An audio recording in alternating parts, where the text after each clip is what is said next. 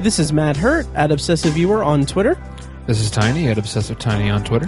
And this is the 200th episode of ObsessiveViewer.com's The Obsessive Viewer Podcast.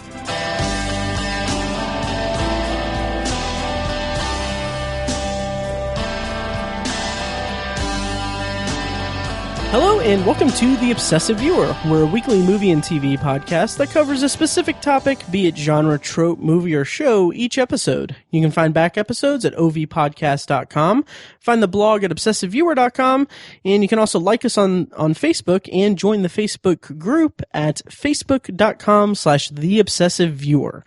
And as I said at the start of this, this is our 200th episode. Tiny, are you excited about that? Absolutely. Yeah, we've come a long way. two centuries. I don't know. Yeah. Sure. Yeah. Yeah, so this is the last, I'm kidding. It's a big milestone. It's exciting. And, so we're doing something kind of special this week. I guess special enough.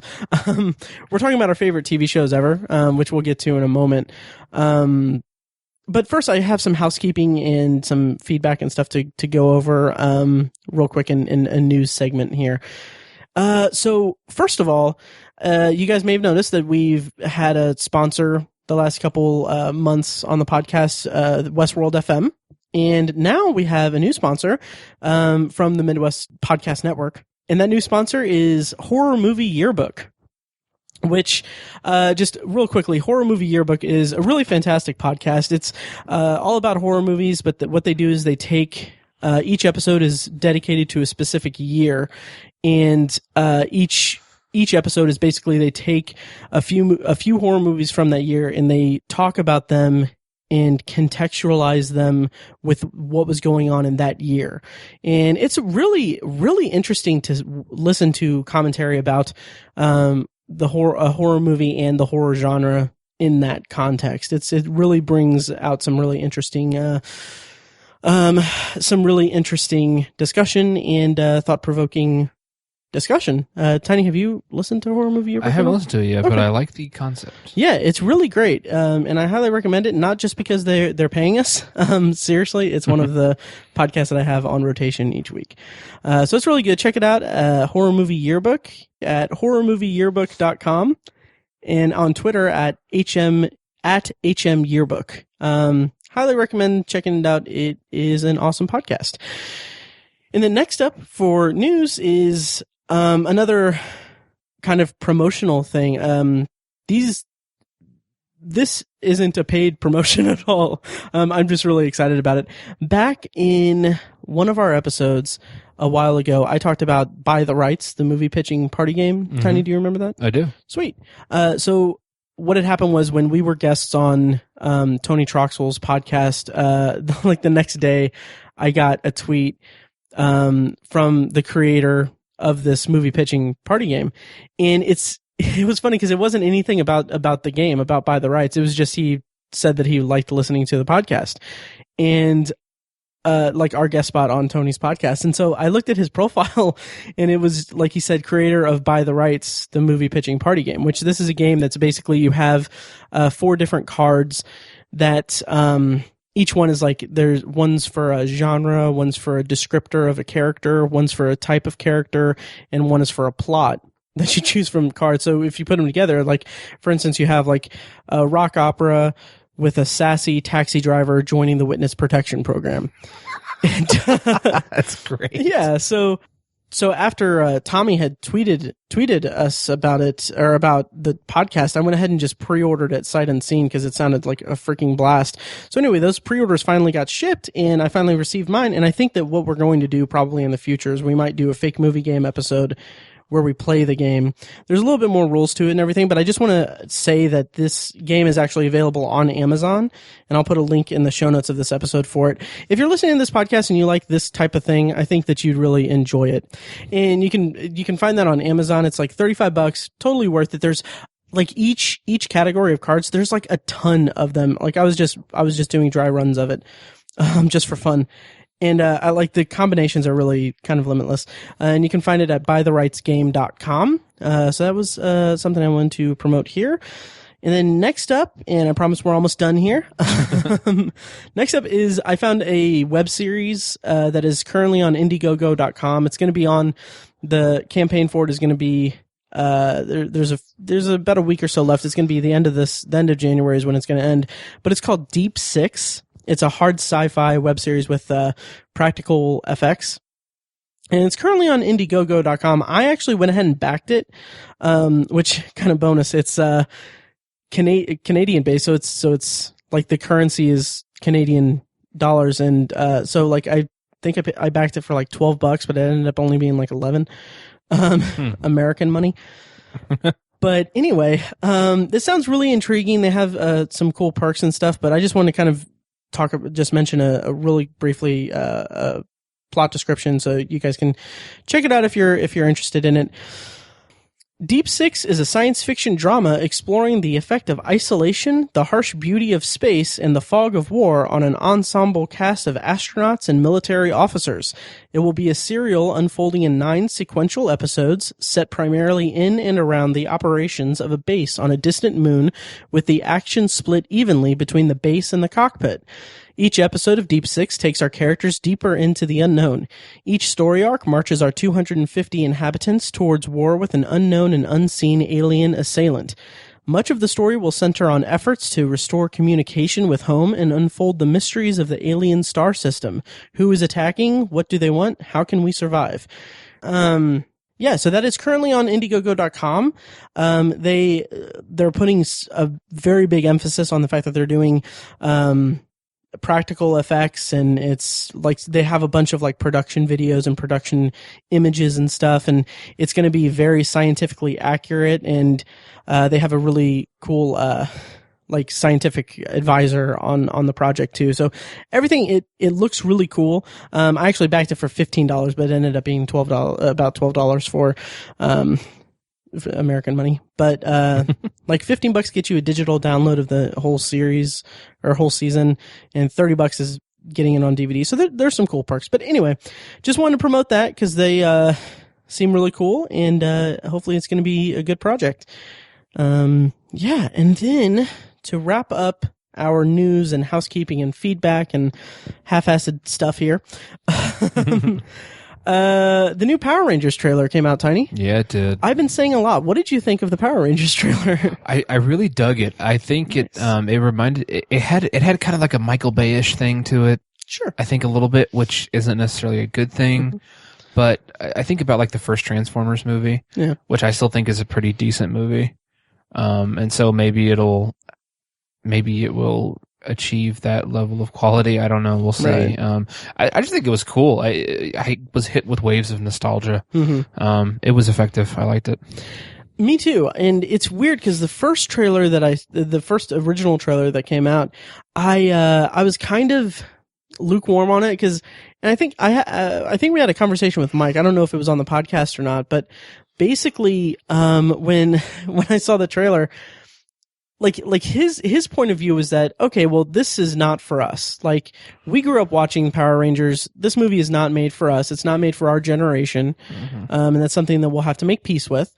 But the thing that bothered me about the original trailer was that it had an emphasis on, or like the characters actually became like Power Rangers. Like they overnight got these abilities and stuff, where my memory of the original is that they were martial arts enthusiasts, and that's something that I think was I'm fearful is lost in this update. Yeah. But anyway, again, it's not for us, but this new trailer, it looks like it's going to be a lot of fun, or it looks like it's going to be pretty fun. I'm kind of weirdly optimistic for it, and I love that they got Bryan Cranston. Yeah. Which kind of brings it full circle a little bit, because he voiced a lot of the villain characters in the original Power Rangers series. Yeah, I remember that. And the character of Billy Cranston was actually named after him. He played the Blue Ranger. Yeah. Nice. Very, very fun. But anyway, so we posted this on the Facebook group, which again, you can find the link to that at facebook.com/theobsessiveviewer. And I asked, what does everyone think of the new Power Rangers trailer? And Matt and Draco said, I am torn. That's really all I can say. And Tony Troxel said, it looks more interesting than the first. Positive buzz around the office from the local geeks. And you can find him at Indiana Geeking. And Justin said, I agree, man. It could be utterly terrible, but I'm going to go see it anyway for cheesy dialogue, martial arts, and robots fighting monsters. That being said, I think it has the potential to be a good movie for the right audience. And then he and Matt and Draco had a little conversation, which is one of the things that I really like about having the Facebook group, because listeners can interact with each other. We bring people together. We do. We really do. Winning hearts and minds. Yes. Okay, so enough of all this. We're ready for our main topic, I think. Yep. So this week, since it is our 200th episode, and I can't believe I also forgot to add this to the docket for news and housekeeping, but I'll transition cleanly into it. Since it's our 200th episode, we are kind of dedicating it to talking about our favorite TV shows. And when we say favorite TV shows, like Tiny and I, like we've consumed a lot of media together, and we share a lot of common favorites, and everything. So I'm sure we're gonna have a lot of overlap, and we'll figure out how to address that. We may just double up on them and then just go through that, but and save maybe the different ones for the end of it. So anyway, but first I wanted to just say that our friends over at the Nerds You're Looking For podcast, they did something similar. They, had several part episodes, dedicated to talking about their favorite TV shows. So you can go check that out at thenerdspodcast.com. And I was also actually a guest on the podcast this week, talking about, my top 10 list, that we talked about a couple weeks ago here on the podcast. So check that out, thenerdspodcast.com. And so, the format of our favorite TV shows, Tiny. The way that we're doing this is we each have 5 shows that we've chosen as our favorite shows. And to kind of generate some interesting conversation out of this, because we are going to have a lot of overlap, we're going to be discussing them in the criteria of 3 different episodes. So, we have these are a list of our favorite shows. So each show is going to contain what we think is the best episode of that show, the worst episode of that show, and a third episode that is like the representative episode. This is the episode that we think kind of encompasses what the show is all about. Like, what is the best show that is the best episode that kind of represents what the show is like as a whole, essentially. And as we said before, we do have some overlap. So it turns out we actually only have 2 shows that are overlapping. And we're not going to go in order of like best to worst or like our most favorite to least most favorite or anything. We're just going to kind of knock out the shows that, let's go with the shows we differ on, and then we'll talk about the shows that we agree on, or the shows that we have at the end of it. So that way, because I think we'll get like, by my count, those are like the shows that are like the shows. Yeah. For me. Gotcha. Okay, so in no particular order, Tiny, do you want to kick us off with one of yours, or should I go with mine? I can go first if you want. Okay, sure. Go right ahead. What is your first, in no particular order, favorite show? First for me is Doctor Who. Nice. Doctor Who, yeah. I've talked about the show before on the podcast. One of my favorite shows, I got into it recently. And within the past, I guess not that recently, about 4 years ago, I really got into it. I would say even more than 4 years. Yeah, something probably like that. 5 or 6. But I've only watched the latest version of Doctor Who when it's kind of rebooted in 2005 with Christopher Eccleston, the Ninth Doctor. So that's kind of when I got into it. I haven't really watched the previous seasons, so I think whenever you talk about the show, you have to give that caveat. People. I think you can break the show into those 2 separate categories, and it kind of breaks it down and gives you a starting point. So that's the position I'm coming from with Doctor Who. So it's Doctor Who with an addendum. For me, I think the best episode, at least in my book, it's broken up into 2 episodes, but it's The Impossible Planet and The Satan Pit, which nice. That's the second season with David Tennant as the 10th Doctor. In the episode, what I love about it is I always really love the episodes where where the TARDIS is in jeopardy, because the TARDIS is it's the Doctor's line to everything. Like, it's without the TARDIS, he's not the Doctor. He can't travel through time without the TARDIS. He can't communicate without the TARDIS. The TARDIS is the linchpin of the series, if you will. It's almost the main character. And so, in the Impossible Planet, in the Satan Pit, the TARDIS has like fallen into a pit, basically, and he can't get to it. And it's always so distressing to me because, you know, if he loses the TARDIS, that's the end of the series, and that's it. And like, you know, and he can't. There's nothing else he can do. He's stuck wherever he is. And it's an interesting couple of episodes, because the stakes aren't overly high. I mean, obviously losing the TARDIS, but like there are several episodes in Doctor Who where he literally saves the universe, like all of existence. He saves it. So those, like, the stakes literally cannot get higher than that. But in this one, he basically all that's at risk is like a handful of people and like some aliens who are called the Ood. So there's not a lot of like life at risk necessarily. I mean, it's only like a few people. So it's just a really fascinating set of episodes in that respect. And another thing that makes me love the episode is that the Doctor he usually just like finds this way at the end of an episode where he'll combine logic and science with his emotional response to it. And he does that at the end because he's in the episode, he's confronting like the personification of evil. And so that's a very potent, very like classic good versus evil kind of scenario, but they make it their own because he just logics the crap out of it, because he's angry. And just because he's angry at the situation, he just logics it to death. It's really, I don't want to spoil it. It's really cool. It's a couple great episodes. The Ood end up being a very integral part of the series, and this is our introduction to them. This set of episodes, and they're just horrible looking creatures. You can't like confuse it with an alien from another series or movie or whatever. Like the Ood are Doctor Who, and it's just such a fascinating species of aliens. So I like the Ood as well.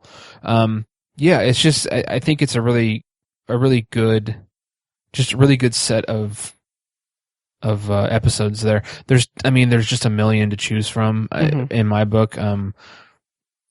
Just about anything with David Tennant. I mean, I don't think he had any weak episodes really. Those two kind of jumped out at me. There's some others I considered. The Woman in the Fireplace. Oh yes, I think that's one of your favorites. Oh man, That's a great one. Totally. And I mean, there's just so many others. But that's one of the ones I considered as well. So that's my favorite of the series that I've watched. The worst one for me is, I think it's the second episode of the Ninth Doctor. So the new, when it was relaunched, it's called The Unquiet Dead. It's basically zombies in zombies in a Dickensian London, or actually it's Cardiff, because it's all shot in Cardiff. It's like zombie ghosts. Yeah, zombie ghost. It ends up like there are these like ghost aliens that are inhabiting people's body after they die. It was just a really weak episode. I don't think the show really had established what it was now, like kind of the 21st century Doctor.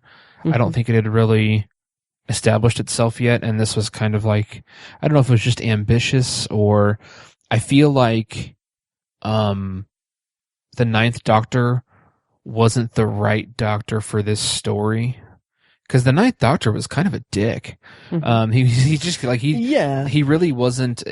Of course he was empathetic, and he was he was a voice for good, but he was just kind of short with the forces that he had to deal with, and just he had an interesting approach. He had like a chip on his shoulder. Yeah, and it was like kind of, I don't remember if it was really communicated that in the moment of it, but he kind of became the version of the Doctor that kind of I think it was like he had the Time Wars kind of fresh in his mind, and I think that's what his kind of whole arc was about. Yeah. Yeah. You're right. Yeah. He was he had like PTSD. Right. Yeah. Right. Yeah. He was kind of messed up. And I loved that. I loved that version of the Doctor. I really enjoyed Christopher Eccleston's performance and portrayal. But I just felt like that was just kind of a weak episode. I think it would have been more fascinating to see like the 10th Doctor deal with that, which I'd see that about anything because he's my favorite Doctor. Sure. Me too. But yeah, so I think that's kind of the weakest. The most representative, I think I'll go with The Parting of the Ways. Oh, interesting. Okay. Yeah. Which is the finale to the 9th Doctor. I feel like at this point at the end of the season, I feel like Russell Davies really had a voice for the character and really had a grip on what the show was and had like, updated it for the 21st century. And I say that because there's a lot of things going on in this episode. It involves the Dalek Emperor, which is really imposing. We had met the Daleks earlier in the season for the first time with the new series, obviously. Oh, that's such a great episode. It is. That's I considered that one as the most representative.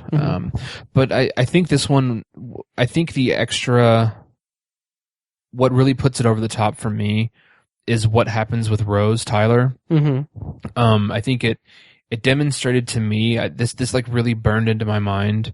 I remember watching it that the companions are not just companions.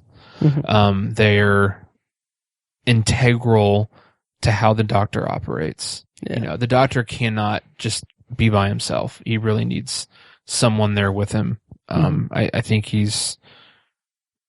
I think even calling the companions is a bit of a misnomer because they're more like partners. Yeah. And I think with this episode, it's one of the best examples of that. There are several throughout the series that I've watched, but I really loved this one. I think Rose is probably my favorite companion so far. And I just love what they did with her character in this episode. And the stakes are just incredibly high. There's all these levels to it, literally, to the final battle. It's really good. Captain Jack Harkness, who's a fan favorite, is prevalent in this episode. There's just so much going on, and there's so much sacrifice occurring during this episode. I really love it. I think it taps into all of the themes and the ideals of this show. So I think if you have to pick the one episode that it exemplifies Doctor Who, I think The Parting of the Ways is a good example. Nice. That's a really good rundown for those episodes. Yeah. Surprising amount of season one. A lot of season one. Yeah, surprising. I didn't watch any of these for this episode. Right, and they are all available on Amazon Prime. Just throwing that out there. Nice. And The Unquiet Dead is episode 3. I think. Did you say episode 2, or did I miss it? I don't remember. I thought it was David Tennant's second season, but it wasn't in the first season. No, it's in the first season. Okay, shoot. Okay, that's a mistake on my part. Yeah. Anyway, in Doctor Who didn't make my list, unfortunately. That's a show that I need to go back and watch again. Because it's been way too long, and it is like just going through the episode list. Like, man, this show, it is beautiful. It is. But even though it wasn't, and I'm not going to do this for everyone, but I just want to throw out a couple that I would choose if you don't mind. Yeah, sure. I won't do like best, worst, or representative. Although the best like representation of what the show is, I think, would be Blink season 3 episode 10. Oh, that's a great one. Oh, it's so great. One of the best. Yeah, it's got Carey Mulligan. The plot description is Sally Sparrow receives a cryptic message from the Doctor about a mysterious new enemy species that is after the TARDIS. It's the introduction of the Weeping Angels, and it is a great like introduction to a concept for an enemy in the show. Yeah. And it's also just a really great representation of what the show is with a surprising amount of not having the Doctor in it. Yeah, and it's scary. Yeah. Oh, it's terrifying. It's funny because it has all the different. It's scary, but it's also really funny. That's the genesis of the wibbly wobbly timey wimey stuff. Yeah. Oh yeah. Also, which is just so funny, and it's turned into a meme basically. Right. So yeah, that is a really good episode too. Yeah. Oh yeah. And I also really liked Midnight, which is season 4, episode 10, with the Doctor stuck on a train, or sort of train, right. Future train. Yep. With a monster outside. It's such a great show. It's available on Amazon Prime. Highly recommend checking it out if you haven't given it a shot yet. And my first favorite TV show, that I'm going to bring up next. Were you done with? Yeah, I'm done with Doctor Who. Gotcha. Yeah. All right. So my first one is okay. So the show is The Simpsons. Nice. Yeah, and like I've been watching it in my free time for the last several months. Yeah. And it's just like I watch it while I go to sleep, and watch it just randomly whenever I have free time and I'm bored. Yep. And it is a show that has been on the air for so long. It is so in being a show that's been on the air for so long, it's a hard show to characterize under these guidelines, this criteria.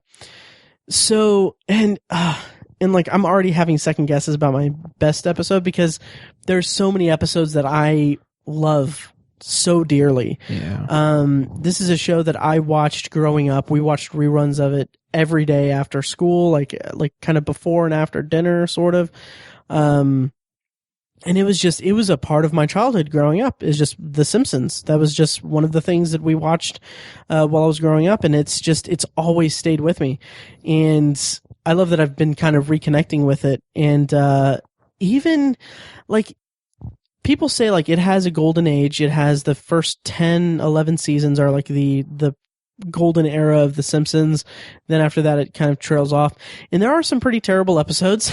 And I won't pretend that I've seen every single episode because I haven't. I haven't watched them all in sequential order, I haven't watched them all in chronological order. I haven't seen all the episodes. But what I've done with my list here is I've kind of categorized it as best I could. So the best episode of The Simpsons by my count, and this is something that changes every day, I'm sure. So I didn't even make like honorable mentions for it because I knew that we'd be here all day. The best episode for me is season 8, episode 2, which is You Only Move Twice. Which this episode is so wonderful because the plot description of it is Homer takes a new job in a new town. However, his friendly new boss might be a supervillain bent on world domination. And Tiny, you weren't a big Simpsons fan. Your parents didn't let you watch it? They didn't want us to, but I still did. Gotcha. I've only watched it in syndication. Okay, gotcha. Mm-hmm. Do you remember this episode at all? I don't. Okay. No. Albert Brooks voices Hank Scorpio, and this episode is so freaking amazing because Homer, he's in this job, and it's like the scenes between him and Hank Scorpio are so beautiful because Homer is this dim-witted guy who doesn't know what's going on, or he's Homer Simpson. So like there are little things happening around him in the Hank Scorpio scenes that are like clearly like Bond villain stuff.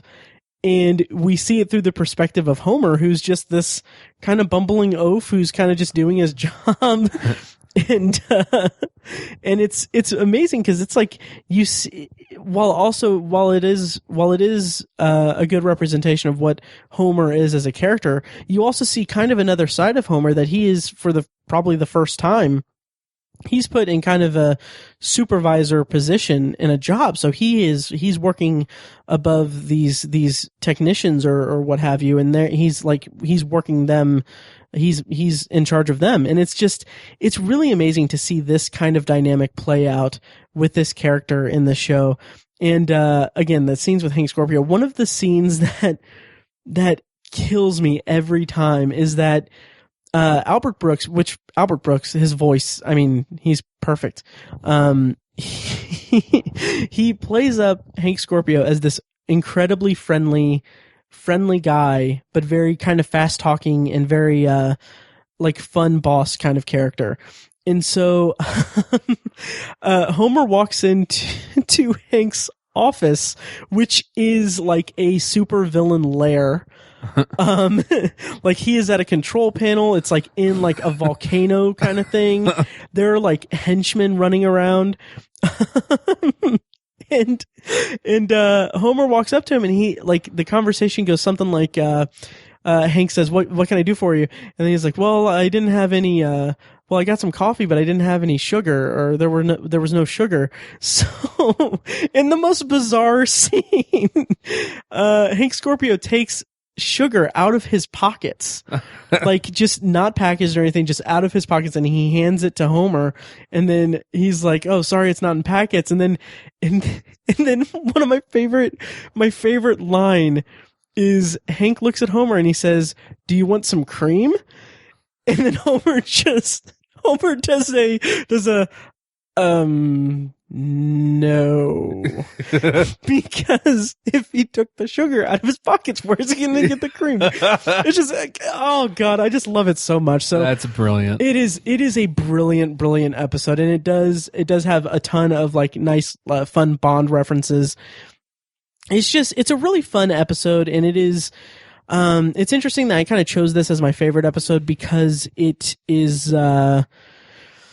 I'll get to the most like representative one, the most Simpsons episode that I could think of.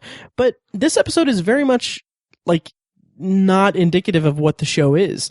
It's the Simpsons are in a new town with interacting with new characters, and it kind of relies on what you know about the Simpsons and everything, because like Bart is put in a class. He ends up being put in a like remedial class because he doesn't understand cursive, because Springfield schools didn't teach him that or anything.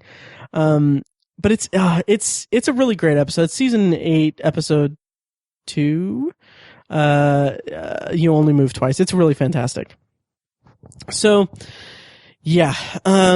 In a couple honorable mentions, Homer's Enemy is amazing. It's the one with Frank Grimes, and also Lemon of Troy, which is one of my favorite episodes because it's about Bart and his friends going over into Shelbyville to steal back the town's lemon tree because the Shelbyville kid stole it.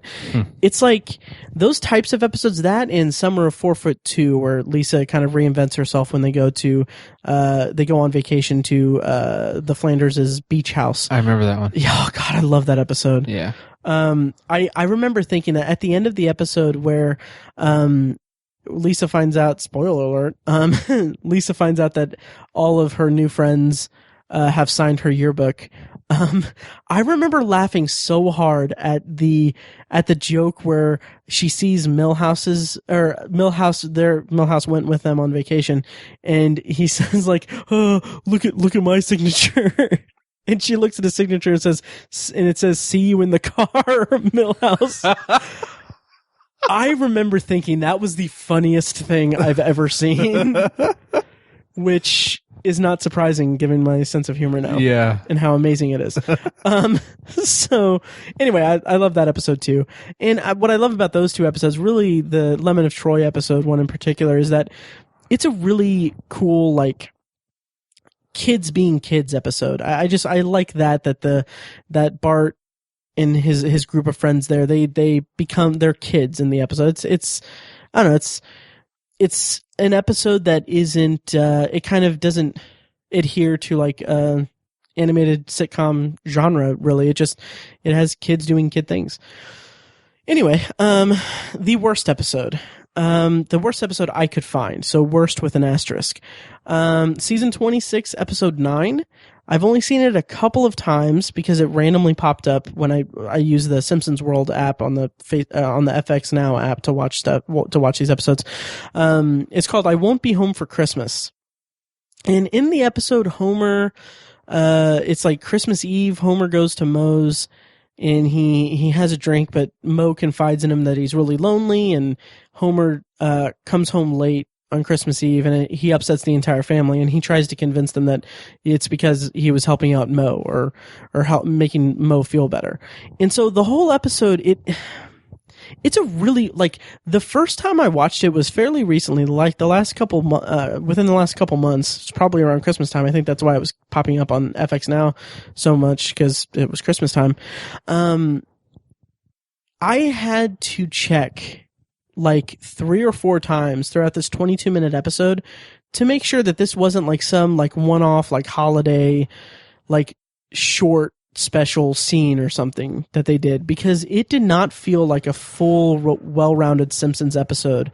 Even down to like the music, like there was hardly any score or music or Simpsons-esque music in it. It was just very flat, and none of the humor landed with me, and it just felt just really effortless, and it was kind of a bummer. So yeah, that's season 26, episode 9. I won't be home for Christmas, and I won't be watching that episode anymore. Who knows? Anyway, and then finally the episode that is the most Simpsons episode for me, the episode that really represents what the show is.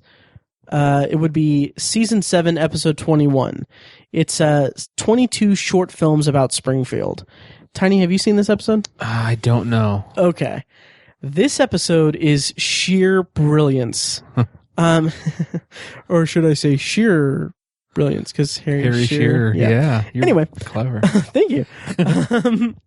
Anyway, the episode starts with Bart and Milhouse spitting on cars over an overpass, and I think they're squeezing mustard on the cars. Oh yeah, yeah. And so Bart just says, like, I bet they're like, do you ever wonder what other people in this town are doing, or what kind of stories they have, or whatever? So the entire episode is 22 short films about Springfieldians, like the Springfield characters.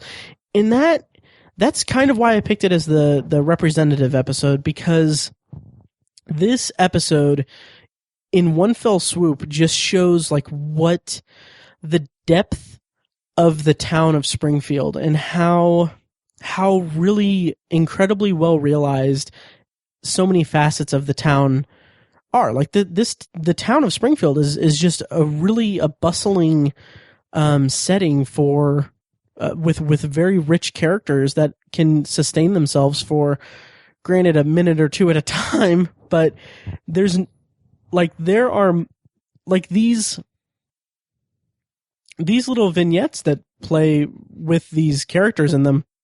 They could be expanded into maybe not full episodes, but full B plots at least. And it's really entertaining and really fun to watch, because it's not a Simpsons centric episode, although some of the Simpsons have like their own little short segments in it and everything. But one of the other reasons I picked this was that I didn't realize this until like recently, but this episode was my introduction to Pulp Fiction, essentially. Nice. Yeah, this episode has tons of references to Pulp Fiction because it's a similar nonlinear format storytelling. Yeah. And it like there is a whole segment where Snake, the kind of criminal, like they do the whole Bruce Willis and Marcellus Wallace car accident scene into Zed's shop thing. But they do that with Chief Wiggum and Snake, and going into Herman's military store. Or army surplus store, but right. It's really amazing. And then they have a freaking great scene where the cops are sitting at Krusty Burger, and then Lou says, I went to the McDonald's in Shelbyville last night. It's like, McDonald's, what's that? It's like, yeah, I never heard of it either. It must have sprung up overnight. And then it's like, it's the little things. Like, they don't call it a crusty burger with cheese. They call it a quarter pounder with cheese. That's great. It's so brilliant. Then, like, Chief Wiggum even says, like, do they have, I'm gonna mess this up, and I'm sorry. Do they have Krusty's partially gelatinated, gum-based beverages? And then Lou's just like, yep, they call them shakes. And then the other cop is just like, don't know what you're getting. It's beautiful. It's absolutely beautiful. That's funny. Yeah, and I could go on and on about it, but it is a really great episode to kind of introduce you to the world of the Simpsons and in the breadth of the world that Springfield is. And another highlight of it is there's a great sequence with Reverend Lovejoy walking his dog on Flanders' lawn and encouraging the dog to take a shit on his lawn. It's wonderful. Nice. So that's The Simpsons. Every episode ever is on the FX Now app. I use my mom's login information because I don't subscribe to FX. I don't have a basic cable package, but it is on FX Now on the Simpsons World section of that app. And Tiny, what is your next TV show? My next show is The West Wing. Oh, nice. One of my favorite shows of all time. Nice. The West Wing is, just to throw this out there, you kind of need to be a politically minded person to really, I think, really appreciate The West Wing and like kind of grow to love it. Our friend Greg Lenz, who does not share a lot of the political leanings that are expressed on this show, still absolutely loves it. He doesn't really align with the show politically, but he absolutely, it's like probably his favorite show. So I think it's a relatively diverse show in that respect. So I think it does a good job, in that way. But, I think it's just, it was such an ambitious show, even for the time when network dramas were still kind of the cream of the crop. If you will. A lot of people refer to it as the last great network show. And I think it was just so ambitious because you're talking about a show that wants to explore what the most powerful man in the world does. It's an incredible environment for storytelling, of course, but it's just really ambitious. That's hard to do. And I think the show did it for 7 seasons really well. My favorite episode, I think the best, is actually from the first season. I kind of go early with a lot of these shows. I don't know why. I think it's just because the first seasons are simpler. It's a simpler time. It's easier. Things are boiled down. And so my favorite is 5 Votes Down, which is only the 4th episode of the series. Oh, yeah. What I really love about it is that it exposes, the way I put it, the analogy I like to use is that it exposes the cogs of the democracy machine, because you get to see how they're trying to pass a bill, and that's a very, that's like one of the basest things that a government does is legislate, pass laws, and this bill is sponsored by the president, and so like it's really important to them, and it's a gun control bill, and they're voting the next day, and they find out that they need 5 more votes in order to get the bill passed, and so it means everyone in the White House has to stay late, has to work overtime to reach out to the right representatives to get this bill passed, and try to swing votes. And that's, you're literally trying to win hearts and minds in 24 hours. And I can't even imagine trying to do that, being an articulate enough human being to influence a politician to vote a certain way. Like, that's just really, that boggles my mind. And to see it on display in this episode just really blows me away. I love to see the way Josh Lyman's things, the way he deputy chief of staffs it.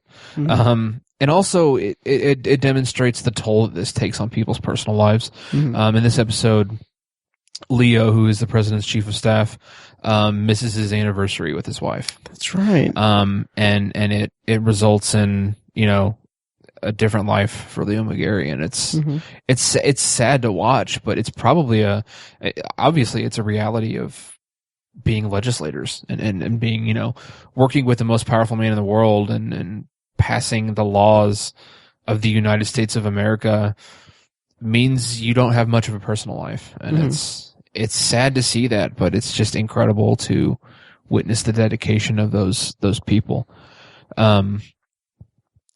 What else? Oh, one of the funniest moments of the whole series.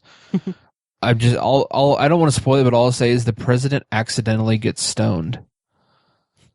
It's hilarious. Yeah. He accidentally takes 2 pills instead of 1. Oh, that's right. It's so funny. It's just great. I fell in love with President Bartlett in that episode. Nice. And it's only the 4th episode out of 155. So, I love that moment. It's one of my favorite comedy moments.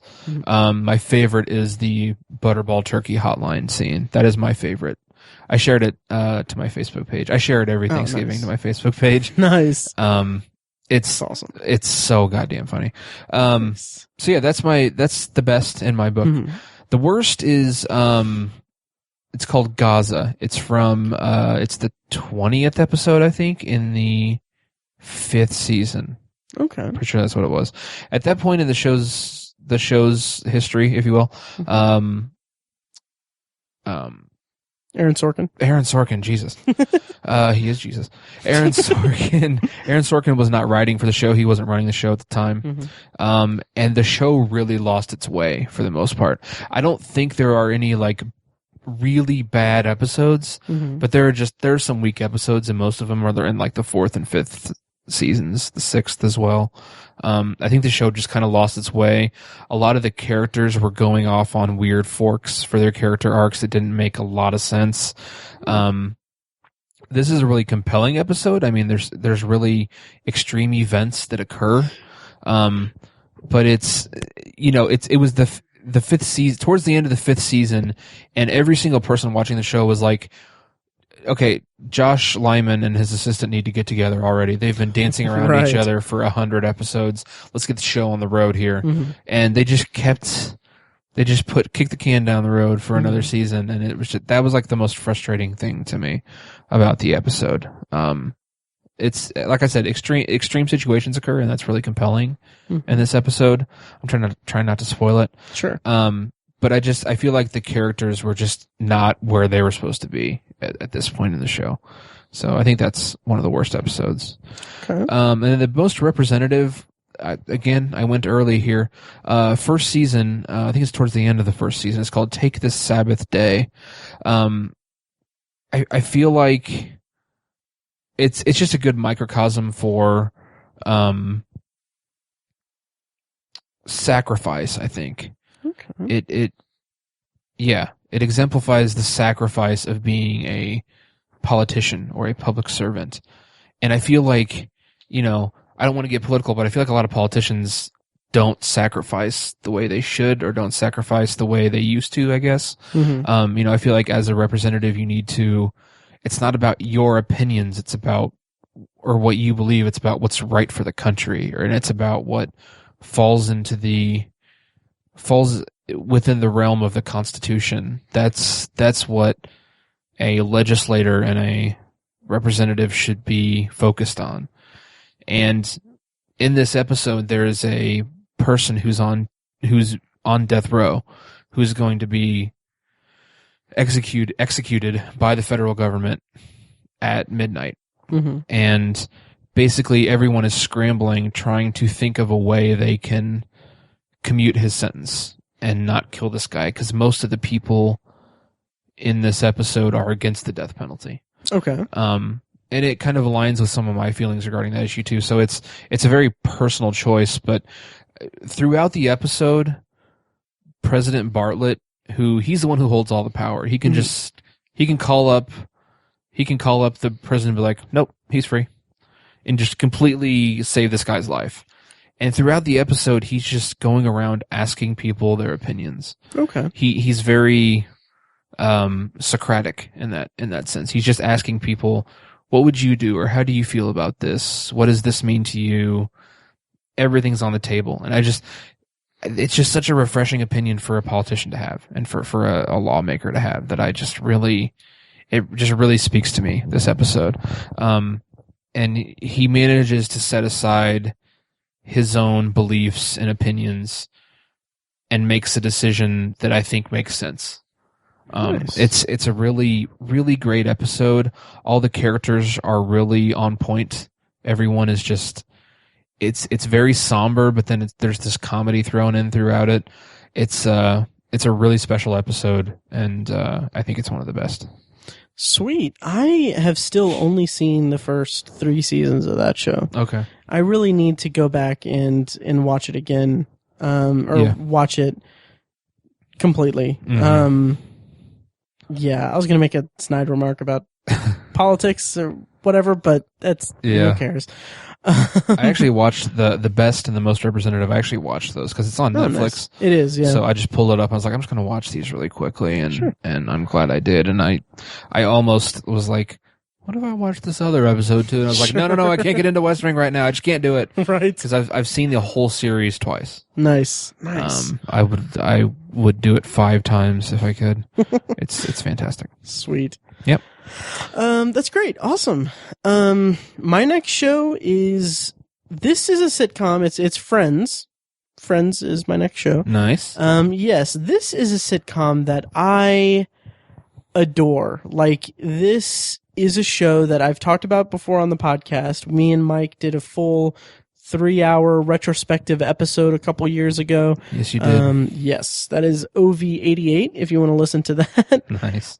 We went season by season. We talked about our favorite episodes and everything. I didn't get a chance to re-listen to that before this recording, so I don't know if my favorite episode is necessarily the favorite episode that I talked about in that podcast. But the show itself is something that I hold very dear and near and dear to my heart. This is a show that I watched ad nauseum throughout, like, high school.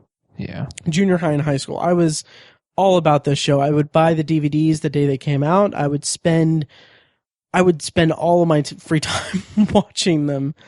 And it's like I gained an encyclopedic knowledge of this damn show.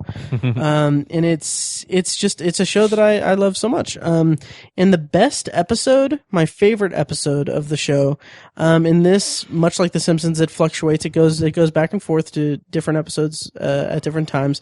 But my favorite for the purposes of this podcast is season 4, episode 12, the one with the embryos.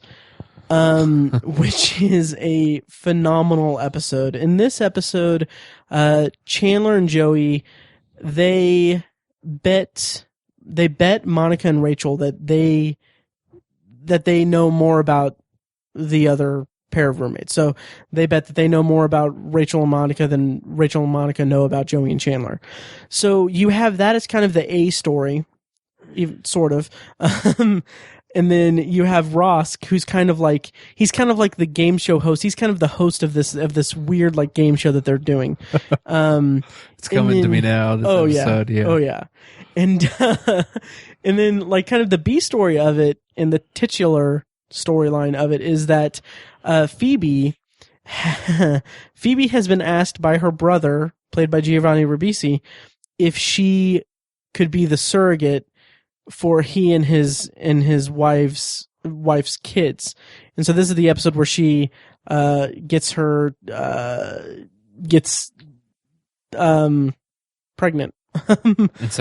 Inseminated. Wow, yeah. Why can I not think of that word? It's a word. It's not a word. Yeah, sure. So that's that.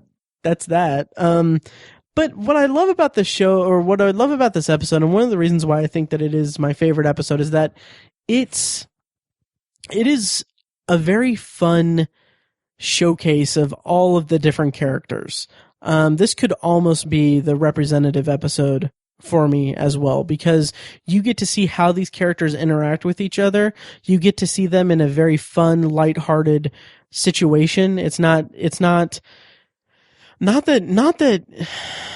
the relationship drama of Ross and Rachel or Chandler and Monica or any of the relationship scenarios. Not that it was ever cumbersome or burdensome on the show, but in this episode in particular, you don't have any of that. There's no like history there. There's nothing that is really contingent on built up storylines throughout arcs of seasons and everything. This is just the characters interacting with each other in ways that only they can interact with each other, and it's showcasing what they know about each other, and it's revealing. It reveals very intimate and entertaining details about their lives and their histories. And it's just a really great showcase of what makes these characters tick and what makes these characters work so well in the show, because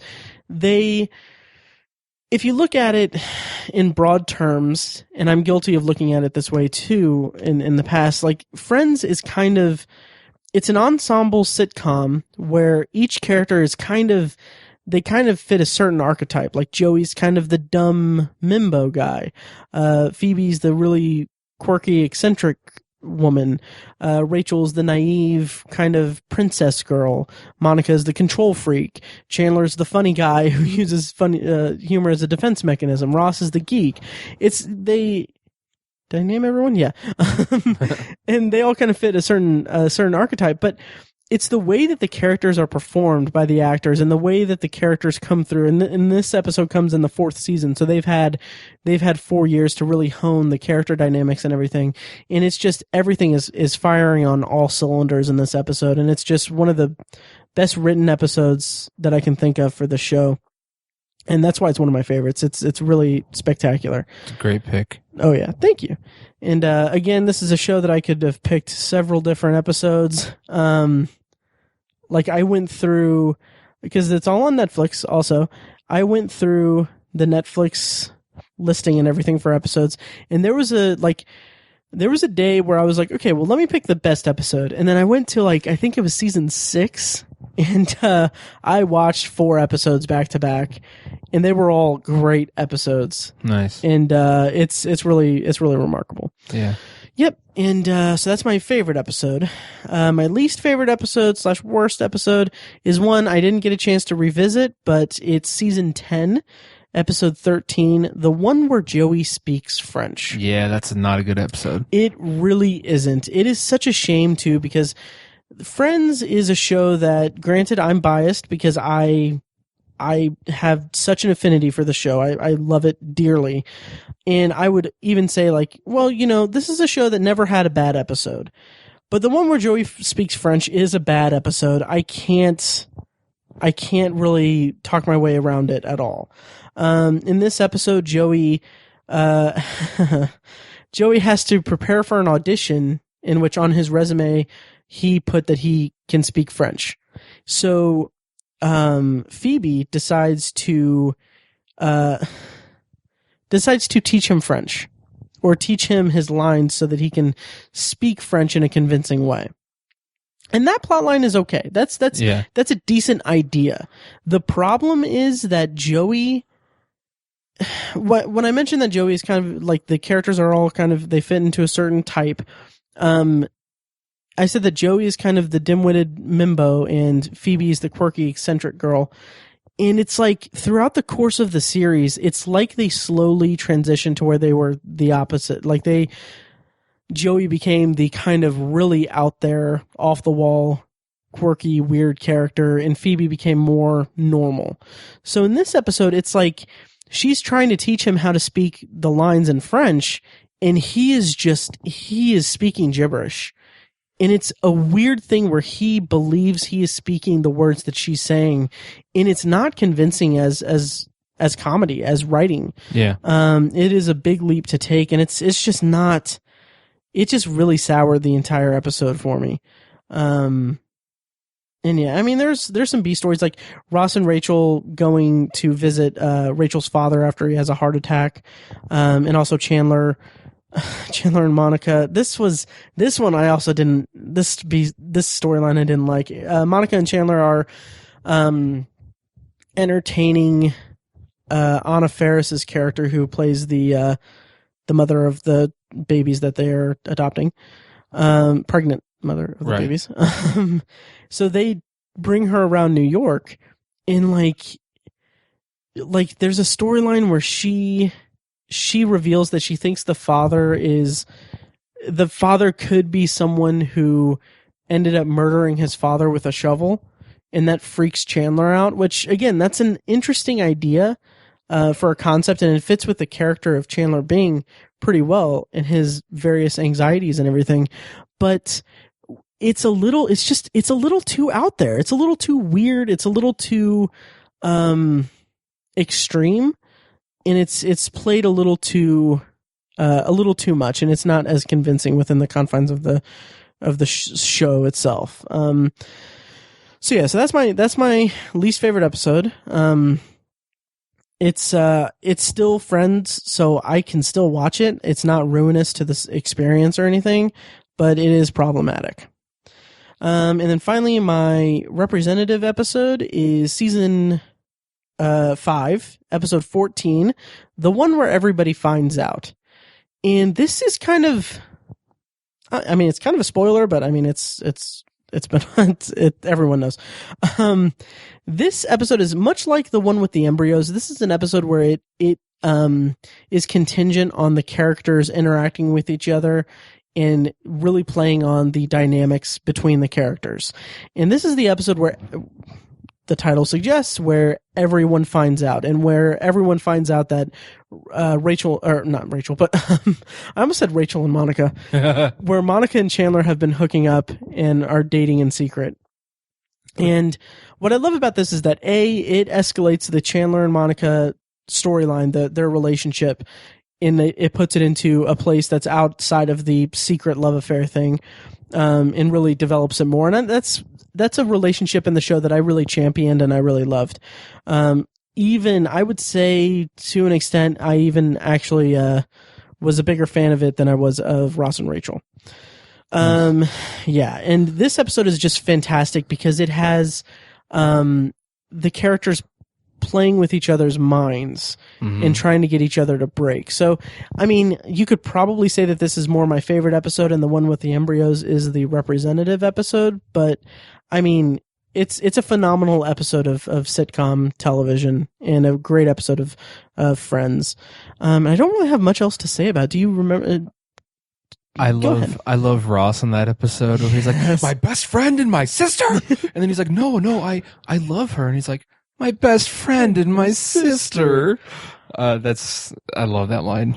That, I believe, is actually the next episode. Is it really? Yeah. Well, shit. It is. Well, the thing is, same storyline. Yeah, it is. And that also brings out a B story of the episode, is that it is continuous from that episode. So, the episode ends, like, one of the B stories of the episode is that, and that's another thing that I love about it, is it's all playing on the secret of Monica and Chandler. So it's these characters interacting and learning the secret and everything, at different times. So, and they're playing mind games with each other. They're kind of separated into different factions, and like Phoebe's trying to seduce Chandler so that Chandler can admit that they're hooking up, and Chandler, like, Monica is trying to get Chandler not to break because she wants to win, because she's a compulsive person who can't lose and very competitive, and it turns into this really weird thing. Yeah. But one of the running things of it is that Ross is looking for a new apartment,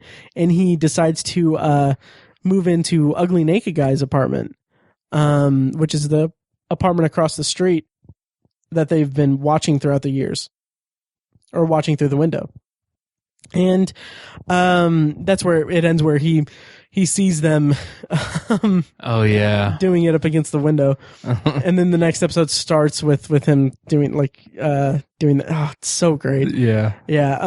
So that's my representative episode. And Tiny, do you have any thoughts on Friends? Could very well be. It's a top 10 show for me. Top 10, one of my top 10 favorite shows. So yeah, it's one of my favorite shows. I thought of some episodes. I thought of putting it on this episode. Nice. But I feel like I really got into Friends because of you, like how much you like it, and I watched it a lot in syndication, and so I thought it'd be more appropriate if you brought it up. Oh, nice. Yeah. It's not because I I didn't. Did I ask you to? I don't. No, I didn't. You. No. Yeah. No, I was like, I think it makes more sense to have you bring it up because you really do have the encyclopedic knowledge of it. And Oh, yeah, don't. I do. You do. Okay, and so that's Friends. And Tiny, what's your next show? So up next for me is basically what I consider to be the best show of all time, The Wire. Which I think a lot of people consider to be the best show of all time. Mm-hmm. It's one of my favorite. I love the accuracy of the show. I love how it doesn't placate to its audience. It doesn't dumb things down. It's accurate and it's harsh. It's realistic. And it's real. It's a real show. This is reality television, not that bullshit you watch on Tuesday night and text in your vote. That's not reality television. Yeah. Anyways, tangent over. The Wire it's basically just a show about, it's about the city of Baltimore, and it's about how things work and how people live and exist and make their way in that kind of city. It's kind of about the evolution of the American city into the 21st century. It's a very broad, but precise TV show in that respect. We haven't really talked about The Wire that much on this podcast. We haven't, and I think it's because it's just untouchable. It's the best show of all time, and it's just so hard to. When you start talking about it, it's hard not to talk about it for 3 hours. It is, and it's also hard. At least, and this is probably my own baggage that I bring to it. But it's hard not to. It's hard to talk about it and not, at least for me, feel like I'm being pretentious or smug or snobby. Right. Yeah, and it's because and this is something that I should have put on my list. I definitely should have, but like you said, it's untouchable. It's in a class by itself for me. But it's an obvious choice, right? But I just couldn't not bring it up. So for me, the best episode going early here is The Cost, which I think is the 9th episode of the first season. 10th episode of the first season. But it's in this episode there's a sting operation, and it is one of the most intense moments of the whole series. Just absolutely riveting television. I mentioned in our year in review episode when I talked about the movie Imperium, being on my list. I love undercover police work. I just think it's terrifying to me. Like, because if you slip up one little bit, they're going to kill you. Yeah. And they're going to torture you to death. It's like an awful thing. And it's just so unbelievably risky to go undercover. And so I'm always compelled by those kinds of stories. And in this episode, Detective Griggs. I mess that up every time. Yeah. I didn't watch this. I can't just pop in an episode of The Wire. I can't do that. It's been a long time since I've watched The Wire. But in this episode, Detective Griggs goes undercover for a sting operation. And it goes south. That's all I'll say. It goes south. And that's the best part of the episode, and it's one of the best parts of the whole series and this season, absolutely. I think the first season is my favorite. I think the first season's the best. That's my opinion, but the second season is a very close second, ironically. I think the second season gets kind of lost in the shuffle with regards to The Wire. Yeah. I think that's kind of a shame. But yeah, The Cost I think it's the best episode. I think it jumps out. It jumps out to me. I don't think there are any bad episodes of The Wire. Again, I think they all have very important things to say, and they do so really well. But I think that's the best. I'm very comfortable putting that as my personal favorite. That's a really great choice for favorite. I just want to kind of throw in here that also it's funny looking at the IMDb listing for it. That is the only episode that is not either a penultimate season episode or a penultimate episode for a season or a season finale. So that's the only episode that is not the second to last or last episode of a season that is rated 9.0 on really? user ratings. Everything else is around 8.6, 8.8, but that's like the only one that's like 9.0. That's not like an end of season episode. That's awesome. Yeah, but we'll talk about that later. Sure. To go to my worst, it's the episode More with Less, which is the premiere of the final season. I'm not a big fan of the 5th season. Okay. Like I said, there's no bad seasons, there's no bad episodes. But I feel like the show attempted to keep up with a lot of the characters and a lot of the stories that were established in previous seasons, and I feel like the 5th season tried to juggle too much while still setting itself apart. And I think the exploration of the media that they went through in the 5th season suffered for that a little bit. Suffered as a result of that a little bit. Which is interesting because the creators of the show come from a media background, and so I feel like they really wanted to. I feel like that could have been the most accurate, if you will, or the most exemplary season, but I feel like it just got kind of lost. It got a little bit lost because it was the last season, and there was a lot to juggle.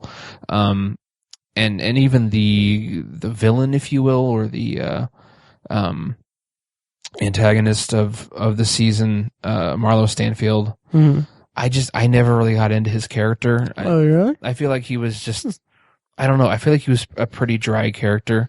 I don't take it out on the actor. Forgive me, I don't recall his name. I don't take it out on him. I think he was fine. I feel like Jamie Hector. Okay. I don't take it out on him. I don't think he did poorly or anything, but, I feel like, again, the character got kind of lost amongst all the rest of the characters, and he was just kind of a placeholder for the next drug kingpin, if you will. I just didn't find him all that intriguing. So, the whole 5th season to me is, all those episodes for the most part kind of fall by the wayside, out of all 60 episodes of the series. And so I just kind of picked the first one as an example of that. So that's the worst in my book. Okay. The most representative is the penultimate episode of season 2. Nice. It's called Bad Dreams. I really feel like Frank Sobotka was a great microcosm for the largest theme of this show. Is, it's kind of this the whole concept of urban decay, or how corrupted Baltimore is as a city. It's a very corrupt city. All the facets of it are corrupt and damaged and decaying. And, Frank Sobotka is a guy who is in a position of power and he is successful, but he's really, really struggling. And it's because the shipping industry in the Bay of Baltimore, is just a dying industry pretty much in that city. And it's really a shame. And I feel like in this episode, everything is coming crashing down for his character, and he just sees the writing on the wall, but he keeps putting one foot in front of the other anyways, and he's continuing down his path. He could have just gotten in his car and just left, and just like, all right, I gotta go because this is it. This is the end of the line for me. So I think he knew what was coming with this penultimate episode, and I see him as a very all-encompassing character of what this show's biggest theme is. And so that's why I feel like it's one of the most representative episodes of the whole season. Yeah, totally. It's funny because this is a show I should have had on my list, but anyway, I agree with everything you said. Nice. This show is just remarkable, and it's so hard to pick a show that represents, or an episode that represents the show. Yeah, it's almost impossible. It really is, especially when you have a show like this where every season has kind of a very clearly defined theme and even setting in some cases, that that is really taking the precedence over the storyline, essentially. So it's really hard to kind of narrow it down. But to your point about More with Less being kind of the worst episode, which totally get it. Season 5, when I rewatched it, was not as strong as I remember it being when I first saw it, because I was kind of an apologist for it. It's not a bad season by any stretch. It even leads to a very satisfying series finale for me. But I do want to mention that the show had such an impressive knack for opening scenes of seasons.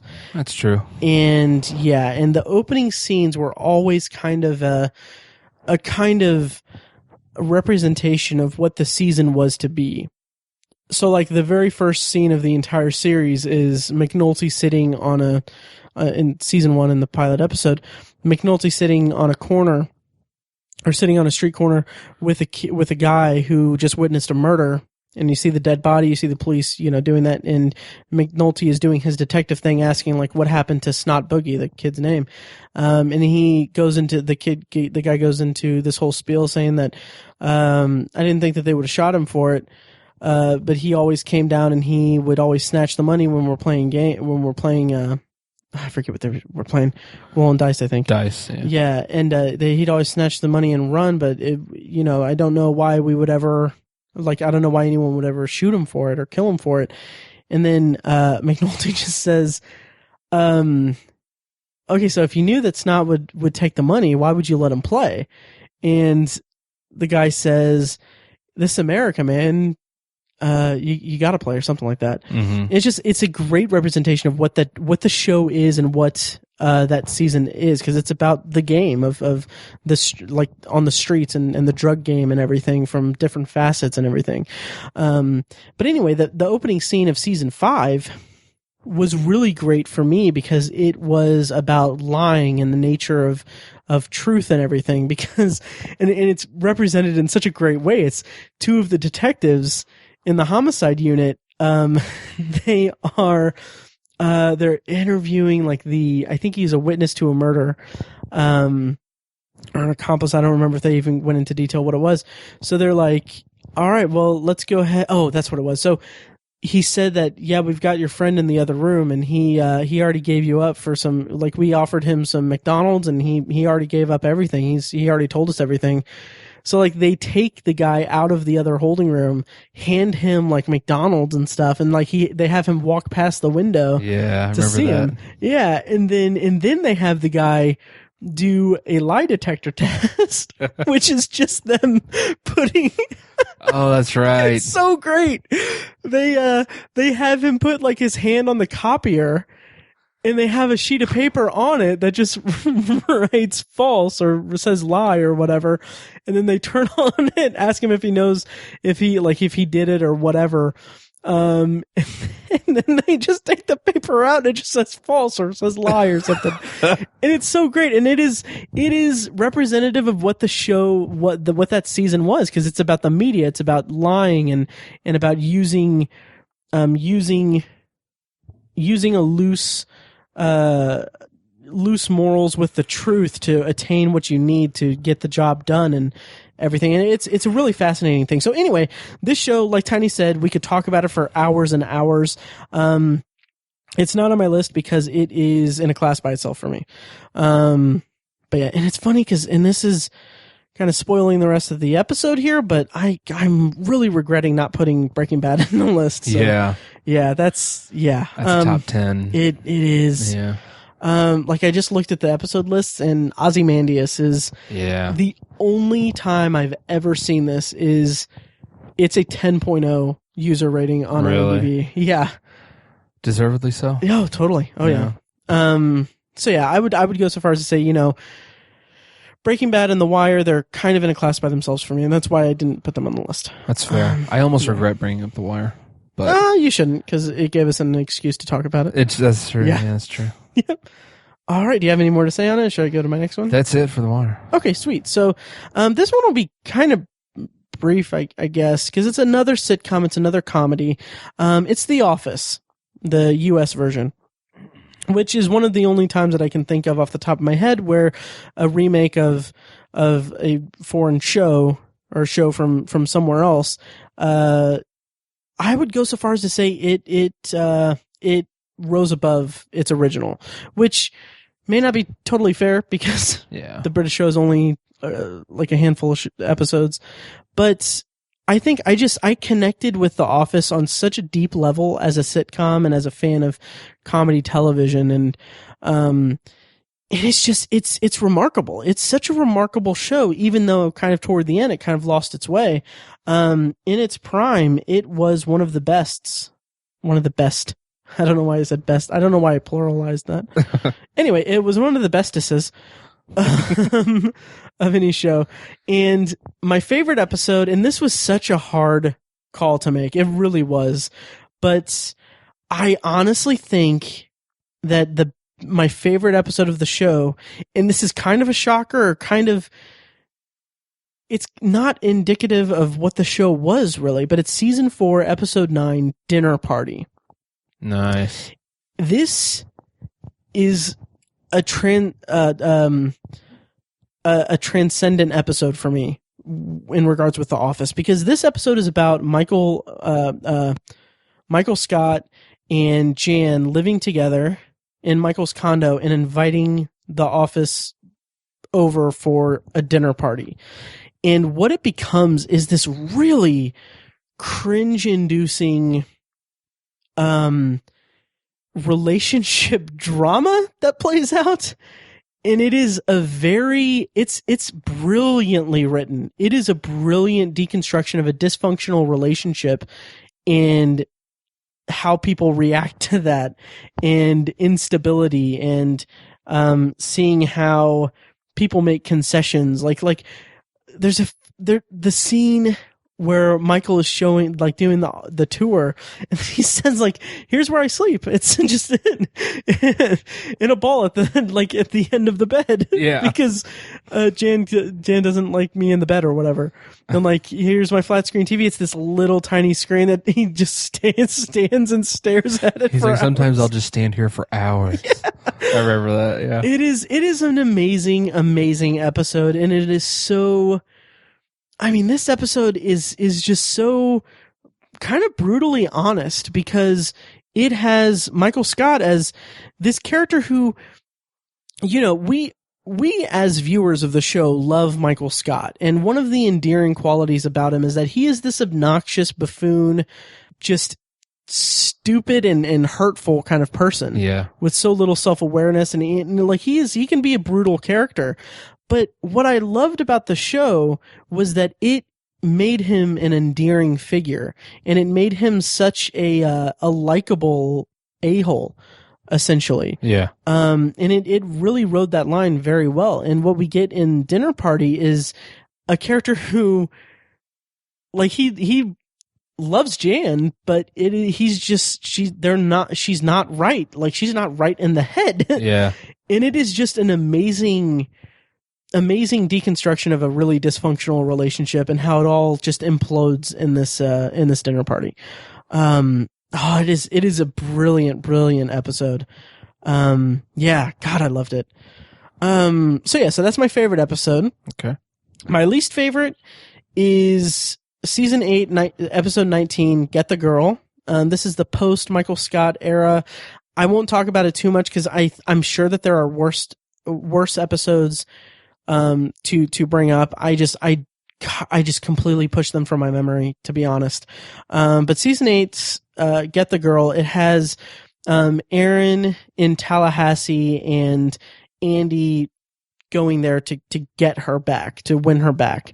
And kind of the main story with The Office is that Nellie, played by Catherine Tate from Doctor Who fame, actually. Yeah. She basically comes into the office after embarrassing herself in a whole subplot in Florida with the Sabre store. It's a whole thing. But anyway, she comes into the office and just basically takes Andy's job. And like she sees that he's not there, and she takes the job. It's a very flimsy, not only is it a flimsy plot line for that episode, but they extend it into a multi-episode arc that just did not work for me, and was kind of the kind of the worst part of the series for me. Just this whole fact that the script, the writing seemed to really, really jump to make it seem it went to great lengths to justify her occupying, like, taking Andy's job and not having Andy there. It was a mess. It was an absolute mess. So that's my least favorite episode. The episode that represents the show for me, I could have picked from any episode of season 2, like the entire second season. It is one of the best episodes or seasons of television I've ever seen. I was going to say those exact words. Right? Yeah. Right? Yeah. But the episode that I did choose is season 2, episode 14, The Carpet. If only because the main plot is Michael comes in and sees that someone has played a prank on him and left something very disgusting on his carpet. Oh God. Which is brilliant, and it's really great. But what I love about it is that this episode shows Michael kind of it's kind of him coming to terms, like almost coming to terms with like who he is, as opposed to who he thinks he is or who he wants to be. And it plays with some really interesting stuff about, like him being an obnoxious character and him still being endearing. Yeah, I loved it, and it's kind of sandwiched in between episodes that deal very heavily with Jim and Pam. I could almost say Boys and Girls would be a good representative episode, just because Jim and Pam's whole storyline kind of doesn't reach an apex or anything, but there's a good dividing thing between the characters in The Office, and it kind of really ties into the Jim and Pam thing. But the entire second season is one of the best seasons of television, and it is a great representation of what The Office is and could have strode to be? Strived. Holy crap. Like an etymology lesson tonight. It is. It's like, God. Anyway, okay, so the last 2 shows that we have are the same show. Yep. Okay, so do you want to bring up the first one? Do you want to bring it up, and then we can kind of compare notes on what our best and worst and representative episodes were? Absolutely. Okay, great. The second to last show is The Shield. Nice. One of my favorite shows of all time. Mm-hmm. It's kind of hard for me to talk about it now because I've watched every single episode twice. I watched through the whole series twice. Mm-hmm. And I decided to put it on a shelf, to use Mike's term. Mm-hmm. I just shelved it. And I shelved it like 5 years ago. Wow. If that's right. 4 years ago, maybe. I don't know, but I shelved it a handful of years ago, and I have not watched it at all since.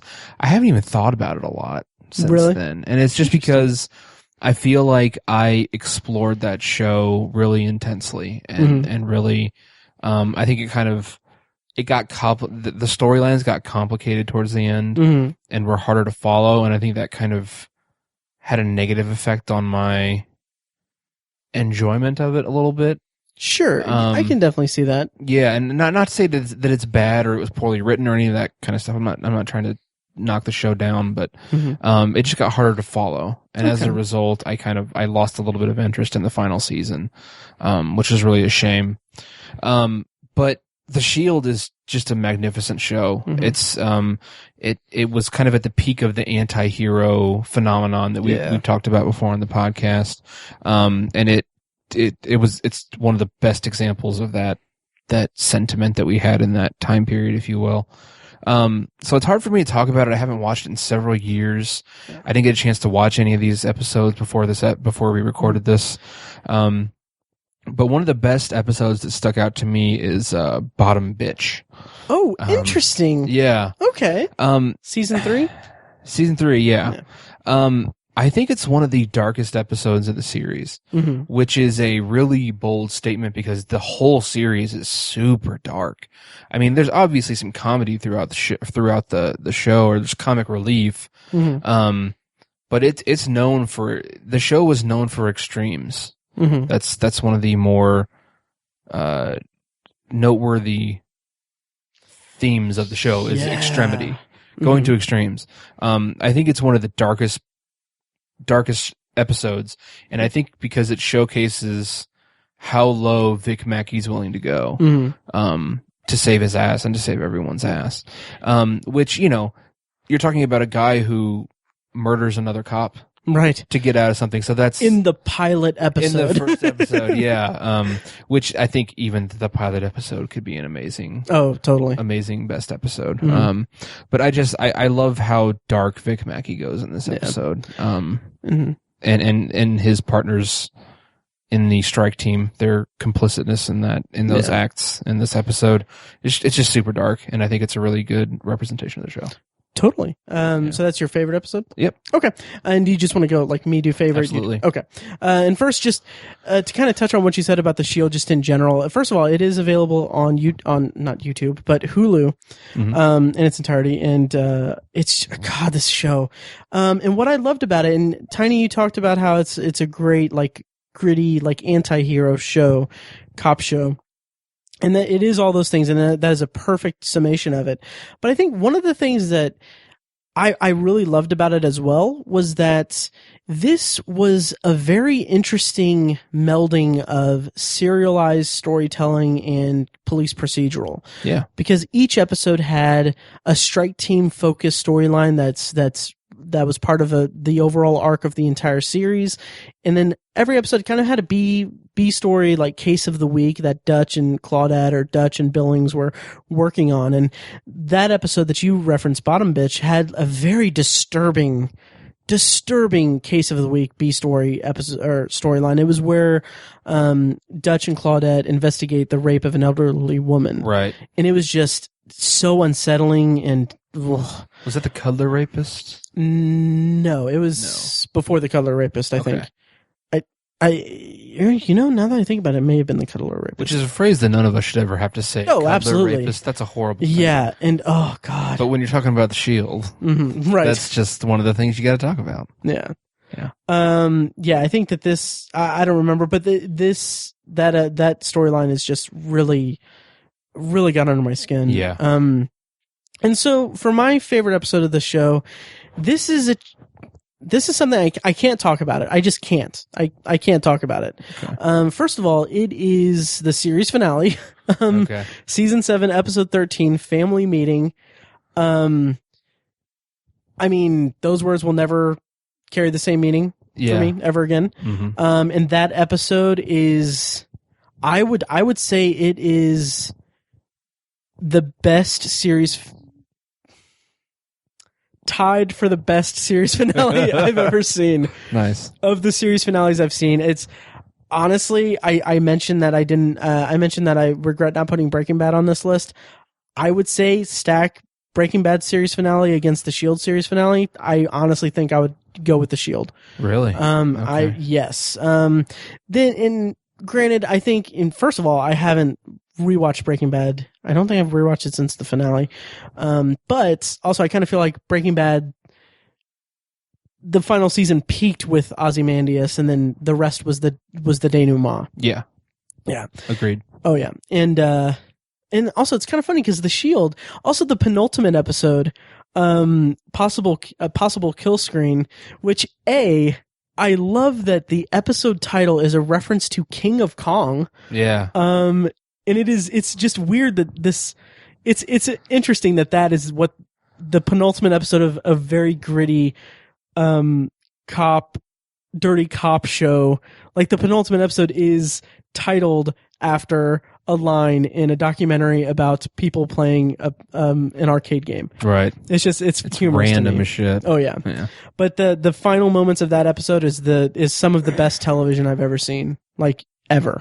And anyway, so Family Meeting, I mean, it is one of the best series finales I've ever seen, and I could have put so many other episodes for my favorite. Parasite comes to mind, which is kind of in the middle of season 7 or kind of toward the end. That's where things come to a head, and the last 20 minutes of that episode are like some of the most riveting minutes of television I've ever seen. And it's not riveting in the case of, oh my God, something like everything is going to like, this is all building towards something that's going to like be incredibly explosive at the end of this episode. It's not that, because this is the Parasite is the usher, like, is the show ushering us into the final run of episodes. So while it is the most one of the most intense last 20 minutes of an episode, it's not because it's building toward anything that's resolved in that episode. It is because it's setting the stage for the final episodes of the show, and it is done so beautifully. It is a freaking phenomenal show, and the series finale is amazing. And that's my favorite episode, is Family Meeting, season 7, episode 13. Tiny, what is your least favorite episode? My least favorite episode is Cherry Poppers.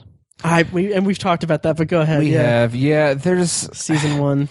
I really hate language barriers, and I really hate a super intense character like Vic Mackey having to deal with like a child. Yeah. The interaction with Vic Mackey and the child in this episode was just like painful. Yeah. And like, the kid's a terrible actor. No offense to her. Right. She's just not good. It was that part makes it just painful. And this is a super brutal episode because, you're dealing with a horrible subject, a child sex worker. That's a horrible thing. It's awful, and it's really dark, and the show does not pull punches. The show never pulls punches. It's so intense. Right. So it gets points for me for that, for exploring such a taboo subject, but just the path it went down was just off-putting to me. I just couldn't really couldn't get behind it. It's not a terrible episode. It's just because there are a couple not great episodes in this series, but this one just kind of jumped out at me. And it's really just because of that one aspect of it. So maybe it's a little bit unfair to call it the worst, but that's just what jumped out to me when I thought of negative moments of the Shield. and I probably would have put that on the list too for that, because I agree. But my least favorite episode on it is actually from season 2. It's episode 9. It's called Co-Pilot, which in theory, this is a really good idea for an episode. It's basically, this is an episode that's an entire flashback episode set before the events of the first season. It's kind of showing how the strike team was made and what led them to kind of become dirty cops. The problems that I have with it, while it is a solid episode of television within the universe of the Shield, it is good. It is informative, well done, everything. What I don't like about it is that it was episode 9 of season 2. This is in a 12 episode season. Huge events happen in the episode previous to it, and I always have a bad taste in my mouth for Co-Pilot because I watched this week to week, and I had to wait a week before we got to the to the main storyline. Like, it doesn't have any connection to the overarching storyline in season 2 or the overarching villain in season 2. It's just kind of a weird place to put a flashback episode. Tiny, what's your representative episode? I actually went with an episode from season 6. Oh, really? Season 6, episode 6, Chasing Ghosts. Oh, yeah. Oh, yeah. Directed by Frank Darabont. That's right. Yeah, Yep. I didn't even realize that when I picked it. Yeah, when he made the Mist, he used the crew, a lot of the crew from the Shield, because they were handheld cameras and had quick turnaround and everything. So yep. They're like a really efficient crew. Yep. Yeah, I remember that. Yeah. But yeah, just the confrontation between Vic and Shane. Oh my God. It's just so potent and just really, it's so hard to watch because they're best friends. It's like, it's really Shakespearean. It's just like the pinnacle of drama to have they consider themselves brothers. Right. And they have this rift between them, and it comes to a head kind of in this episode. And it's glorious. I mean, the show is, the plot lines and the stories are incredible and they're compelling as hell, but we talk about characters all the time. The characters can shine through crappy plots, and these are some of the best characters on television, and to see these guys butt heads, it's just such a great moment. And I think this show is is made by its characters, and these are the two of the most important characters in the series, obviously. And early on in the series, like the producers, or not necessarily the producers, but like the people at FX were like questionable on Walton Goggins and stuff. Like they weren't even sure they were going to bring him back and stuff like that. And he turns into this character where we're at, and it's just like I love how wrong they were, because I hate studio notes and you know, some jackass behind a desk trying to mold a show just drives me nuts. And to have it thrown in the face of those people with tons of different episodes throughout the series, but this one in particular, I think, was just an awesome turn of events in the series. So there's so many things going on in the episode that I love, and it's just a great one. Yeah, and it builds off of seasons worth of development, and it's tension, and it's an incredible episode. The like you said, Tiny, the confrontation between them is just one of the most intense scenes I've ever seen. And for my representative episode, I picked season 1, episode 10, Dragon Chasers. Oh yeah, that is a good one. It is awesome. So this episode is, I chose it because it's a good, it's a good representation of the kind of meld between the serialized plot and the Case of the Week plot. And which the Case of the Week plot, it isn't like it's not as strictly like Case of the Week. They have overarching like cases that Dutch and Claudette work, the two detectives in it. They work it throughout the season sometimes, but they do have one-off episodes. But this episode is the culmination of a season-long arc that is this investigation, or this hunt for the serial killer that's killing, I believe, young prostitutes. And what stands out to me is that this episode doesn't rely too much on the overarching serialized nature of the show, although I believe there is some of that there. But the strongest part of it is that they apprehend someone, and there is one of the great things about The Shield was the interrogation scenes. Yes, so amazing. And the person that they get is Michael Kelly. From House of Cards, and he was actually in the Men Against Fire episode of Black Mirror. And what I love about it is that so often in this show, Dutch is this kind of inflated ego, smarter than everyone else character who is the butt of jokes from Vic, and kind of he's kind of the whipping boy of the farm, which is the name of the station, essentially, the precinct, whatever you want to call it.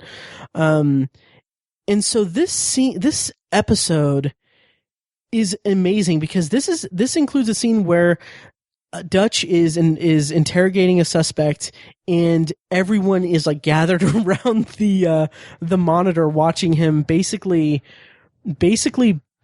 get the runaround from this guy. Like Michael Kelly's character basically psychoanalyzes Dutch. Yeah. And what I freaking loved about this is that there's a moment where Dutch just like he earns the respect of everyone there, and like the fallout of that is so beautiful because you see that Dutch he's not like, it isn't like a standard like, oh, the cops get the bad guy and the cop is the hero of it or what have you. It's like you see the emotional toll that the job takes on Dutch at the end. Right. It's a really satisfying episode, and it's a good representation of what the show was. I think it's one of Michael Kelly's best performances, maybe his best work. Oh, absolutely. I love that part. Oh, yeah. So good. Okay, and we're running a little long. We need to go into our last one. Yep. Are you good, Tiny? I'm good. Okay. So I'll bring us into the last one, if you don't mind, since you brought us into The Shield. Yeah. This is another one that we share on our list. It's Lost, guys. Yeah. Lost is a beloved show. I mean... This is a show I need to revisit it. I need to go back and watch it again. Mm-hmm. But this is a show that consumed, for me personally, and I know Tiny, you as well, it consumed our lives. Yeah. Like, it is a show that I don't know if I will ever have the viewer experience that I had with that I had with Lost. Because it was such a unique show. It's interesting because I've kind of been noticing I've been drifting more into science fiction just in general in terms of my fandom. Like in our year in review episode, I talked about how I didn't really watch any Shocktober movies, and most of that was because I had Shocktober in Irvington and Heartland Film Festival and everything. But also, I think that I'm kind of growing away from the horror genre, and I'm kind of attaching myself more to science fiction. And like I'm reading Revelation Space, and I have a bunch of sci-fi space operas that I want to go through. But anyway, also I have a fucking podcast about classic science fiction and the Twilight Zone. So anyway, all that's to say that I honestly think that Lost is responsible for that, because it kind of ignited this interest in science fiction by being a mystery show with science fiction elements, that slowly the science fiction elements kind of took precedence and became a show that brought science fiction to a mass audience, and really was my gateway drug into a genre or type of storytelling that I am now head over heels for. And the drama of it, the mystery of it, the drama of it, and the characterization is amazing. It's the it's the best Stephen King adaptation I've ever seen. Yeah. And that's to say that it has nothing to do with Stephen King, except for all of the writers were fans of Stephen King. They had copies of The Stand in the writer's room throughout the run of the show. And it was heavily influenced by the work of Stephen King. Like, just the character dynamics, having an ensemble cast of characters with each having very well-developed backstories and their own mysteries and things surrounding them, is just a very well-drawn drama. And you match that with the mystery of it and these science fiction elements that are just outstanding. It's such a beautiful show, and it is a very beautiful show. It's shot in Hawaii, and it's just gorgeous to look at. Tiny, do you have any broad thoughts on Lost, or should we go into her? I echo everything you said. I mean, it's one of the best shows of all time. I mentioned The West Wing being one of the last great network dramas. This is one of the other ones. Yeah, even though it is kind of sci-fi, but it's it's still a dramatic show. So, yeah. Yeah.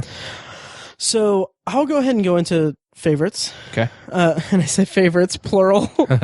I do have two. Okay. And I'm cheating on this, and you'll see why. The first favorite episode I have is I'm sure it's the one everyone thinks of when they think of favorite episode. Season 4, episode 5, The Constant. Okay. It's Desmond and Penny, time travel, love. It's Desmond is slipping through time. He is looking for throughout the entire episode, basically, for mysterious lost reasons, his mind is jumping between present day and the past, essentially. So he is mentally traveling through time throughout it, and these occurrences are happening quicker and quicker. So what the entire plot of the episode is that he needs to find his constant, and he needs to create a connection in the present day and in the past to get him to be okay. And it's fucking incredible. It is one of the greatest single episodes of television I've ever seen. It's one of the most beautiful love stories I've ever seen on television or even in film. It's just incredible. And it's time travel, so that ups it to plus 4. It's a beautiful, beautiful episode, and I swear to God, that ending makes me cry every time. Yeah. It's The Constant, and then should I go ahead and go on my second one? Yeah, go ahead. Okay. So the second one, this is brief. It's more of a yes, this is my favorite. Season 6, episode 17, The End. Wow. Because I honestly believe, granted, yes, I did say Family Meeting for The Shield is one of the best series finales ever. And I stand by that. Lost is one of the most perfect series finales for me for a show that I've ever seen. Because what it did in the series finale was directly in line with what I had spent 6 years following the show, what I'd spent 6 years developing in my mind as what drove the show for me personally. People didn't like the ending. People didn't like the finale. That's fine. People didn't like the 6th season. That's fine. Again, it introduced some very out there science fiction concepts that I was all about. And it resolved those in very satisfying ways. And it's also, again, there's scenes at the end of this episode that I hear the music to, and I cannot control my emotions. Yeah. And I'm also kind of terrified to watch it again because some of the themes in it are shit that I've had in my life go on in my life that's going to be tough to watch. But anyway, Lost, favorite episodes. I could also pick pretty much a bunch of different episodes. Like, yeah. On the drive home from work, I thought of the episode in season 3, Greatest Hits. And I don't know if you're going to talk about this or not, but I thought about that, and I thought about one of the lines from it, and I was just like, oh, that hit me so hard. But yeah, so those are my favorite episodes. Tiny, favorite episodes of Lost. Okay. Episode. I only picked one, and okay. And to follow my theme, I went early. I picked the early episodes, and I picked it for its simplicity. I think it's one of your favorites. Walkabout. I'm going to be talking about that in another. Are you? Okay. Yeah. Which is like the 4th or 5th episode? It is episode 4. Episode 4, yeah. I picked it because it's simple, and it's like, I think it establishes a lot of the themes of the show early on. It could also be, a representative episode, a good representative episode. It could be. Yeah. It really hits home the flashback, I think it's one of the best flashback episodes, I think. There's a mystery in the flashback. There's a surprise at the end. It's just really well done. And also John Locke's my favorite character. So it's kind of a personal pick, for that reason. I actually watched this episode on Netflix. Yeah. Which is the first time I'd watched any Lost in 5 years. See, I wanted to watch something from it, but I can't. I couldn't. I just couldn't because I'd be rewatching the series. As I watched it, I actually clicked on the next episode. Like, yeah, what happens? Oh no, I can't do this. Nice. It was similar to other TV shows that we talked about this episode. Yeah. It's like I wanted to just move on right to the next episode because it's so good and addicting. But I love Walkabout. I love the symbolism of it, and I love how the character of John Locke was looking for his walkabout by going to Sydney, and he couldn't find it there. And it's because he was destined to have his true walkabout, his test of manhood or his life test on the island. And I love the symbolism of that, and love the character. And that's one of the, I was sold on Lost right away when the show premiered and everything. I was like, I'm going to watch this show, and I watched the 2-part pilot, and I was like, yeah, this is great. Here we go. Let's do this. But this episode, I was like, man, this show is like different. Right. This is a special show, and I think this was probably the first episode where I really started to feel that. So that's why I chose it as one of my favorites. Absolutely, sweet. Yep. And let's see. So my least favorite episodes. And yes, there are more than one. Yeah. They're both Jack-centric episodes, oddly enough. The first one is kind of the easy one. People will say it too. If you were to ask for the worst episodes of Lost, they would probably say either, Expose. Yes. Or they would say Stranger in a Strange Land. Okay. That episode is a Jack-centric episode from early season 3. It's season 3, episode 9, Stranger in a Strange Land. It is, to me, it felt like the show's writers reacting to fan speculation, and it didn't land with me because I was not part or interested in this aspect of speculation. It is the backstory to why, like, what Jack's tattoos mean. Yeah. And it is the dumbest thing, because, like, it's... I don't, it's silly to me because like there's a throwaway line in season 1 where Jack and Kate are talking to each other and they have this quippy little back and forth, like this little repartee about his tattoos, and then like they reference it and they say like oh, I can't tell you what my tattoos mean or whatever. It's meant to be flirty and develop the kind of relationship or the attraction between Jack and Kate, but then the internet went crazy with it and was like, what do the tattoos mean? So they built an episode around what the tattoos mean, and it's the dumbest thing. Yeah. So that's that. And then the other one is, this is brief, it's season 4, episode 10, Something Nice Back Home. I don't remember much about the actual like overall episode, like the B story or anything, but this is an episode where Jack has appendicitis and needs an emergency operation on the island. This happened in season 4 after they had they basically had the last 3 seasons like locked and secured. So at the end of season 3, the studio, like ABC, said, okay, let's set an end date. They set the end date. They gave them 3 more seasons, each shorter than previous seasons, so that each season had like 16, 17 episodes. And yet what I still found frustrating was season 4, even with those constraints and everything, and even with that knowing what the map where the map ended for the show, they still had this episode that felt like a filler episode to me, and I didn't really like it. So what's your least favorite? Expose. Nice. Nobody gave a shit about Nikki and Paolo. We were at this point, we were like 60 episodes into the series, mm-hmm. third season, midway through the third season, and you just, these two characters get thrown in and we get back, nobody cared.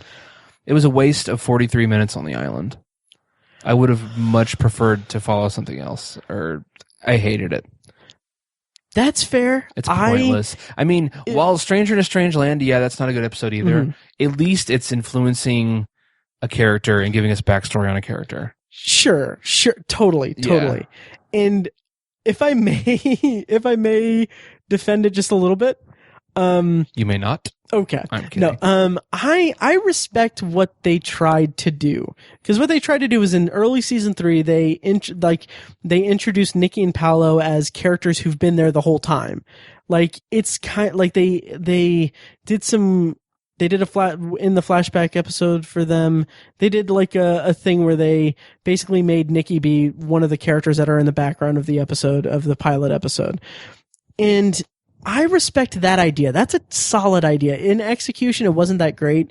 Expose is this weird, like mystery thriller, like detective mystery, which in isolation, that episode alone, without the context of, and granted, I just gave crap to Something Nice Back Home because I felt like it was a filler episode, but this, as a standalone episode, I thought was compelling. As the story of it was, I thought it was a fun mystery. Sure, it didn't need to be a full episode. It didn't need to be an episode of the show. But I mean, if they had released it as like a little short story that was connected to the show, I mean, I probably would have liked it more. But I didn't have that many problems with it. But I totally understand people's hatred for it. It should have been a webisode. Yeah, at best. Yeah, I thought it was a lazy choice. I thought it was. You talked about how they secured the last 3 seasons at this point, and I felt like it was like a cocky decision. Sure, it was like, you know what, we got 3 more seasons. Let's just throw in this random bullshit about these 2 random characters. That was before that, so that doesn't. Was it? Yeah, that was season 3. I still feel like it was a cocky decision, though. It was. Yeah. It was cocky for them to think like, okay, well, let's go ahead and just create characters and plant them into the group of characters and make them be not pivotal characters, but make them be main characters. And then I think they created the episode to kind of, backpedal that. Gotcha. Okay, so my representative episode, and I'll be quick because we've already talked about it. It is Walkabout, season 1, episode 4, the first Locke-centric episode. I think that this represents the show very well because it's, like Tiny, like you said, it has a compelling flashback story. It's, at that time, you're kind of like, you're 4 episodes in, you're kind of getting a feel for what the show is episode to episode. And it has a very compelling character. It has the flashback is very mysterious. that's not at the forefront. It's not as mysterious. Like there isn't like this mystery surrounding it. It's just this backstory that's giving further development to the John Locke character. But by the end of it, you get a much better understanding of why he is so much the way that he is on the island. And it is just a gobsmack surprise for you. And it is the introduction of his iconic line, "Don't tell me what I can't do." Yeah. So, and it's just the start of one of the most satisfying character arcs in of any of the TV shows I've seen. Nice. Yep. What's your representative? That's a perfect lead in to my representative episode because of what happens to John on the island. Mm-hmm. He becomes a man of faith. Much like the episode Man of Science, Man of Faith. Nice. Which is the premiered season 2. Which is my favorite season. Mm-hmm. Season 2 is my favorite. Nice. I feel like The Hatch was to me, the best mystery, quote unquote, of the whole series. I wanted to know so freaking bad what was in that freaking hatch. And the end of, Exodus Part 2, the finale of the first season, I was like, no, I wanted to see what it was. I knew they weren't going to show us.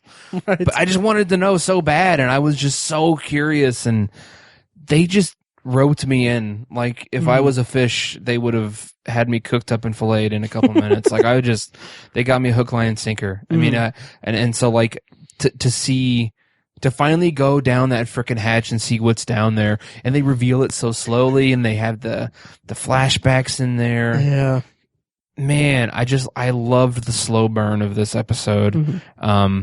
And I feel like it doesn't set up, but I feel like it exemplifies the conflict of science and faith that's explored so extensively throughout the whole series. Mm-hmm. And certain characters fill those roles, or the two sides of that argument or that theme, that conflict. Certain characters occupy different parts of that conflict at different parts in the series. Mm-hmm. And I feel like it's set up so foundationally in the first season, and then, they give it a name with this premiere, and that's just one of my favorite parts of the series, and that's why I latch onto this premiere of the second season. What I loved about that is that it, like everything you said, it is kind of going off of what you said. It feels like season 1 was all about the mystery of these characters all on this island and everything, and the John Locke character is this not quite antagonistic character, but it's very clear that they're developing it as Jack versus Locke throughout the first season. And then with Man of Science, Man of Faith, it feels like that took it to the next level to put them on even ground, because you finally had you had vindication for Locke's faith in the island and everything going on, and you finally had this thing where they're both on even ground. It's not as mysterious. Well, I mean, it's fucking mysterious, but it's not like things are being put out in the open. That it's more solidifying the conflict between the two characters that runs throughout the series. Yeah. It's just a beautiful episode and one of the best opening scenes of a season. Yes. Yeah. So we're running long. That's our list. That's our favorite TV shows. I do have one honorable mention. Okay. That I'm going to throw out here. It's going to be really brief. It's How I Met Your Mother, guys. Really? It is. And the reason that I say that is that, okay, the worst episode is, for my taste, it is season 9 finale, the series finale, Last Forever, because it's the opposite of the Lost finale for me. It ends it in a way that isn't ruinous for me, because it isn't ruinous for me, but it didn't lead to the place that I not that I wanted it to or expected it to, but it became a show that it wasn't the show that I was watching, if that makes sense. Okay. So, but I'll just run through the best and representative episodes for me personally.